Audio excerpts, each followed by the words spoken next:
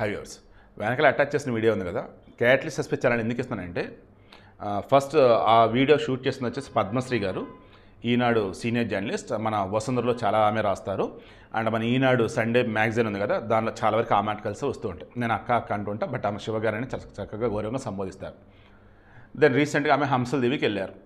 ఇక్కడ మన కృష్ణా జిల్లా హంసల్ దేవి, ఏది కృష్ణానది సముద్రంలో కలిసే చోటు. అక్కడంట బీచ్లో చక్కగా ఆటోలో డ్రైవ్ చేయొచ్చు అంట. అలలు తాగుతూ ఉంటాయి, అందులో జర్నీ ఆటోలో. నాకు తెలిసి ఇటువంటి బీచ్ అయితే నాకు తెలిసి అయితే ఎక్కడా లేదు.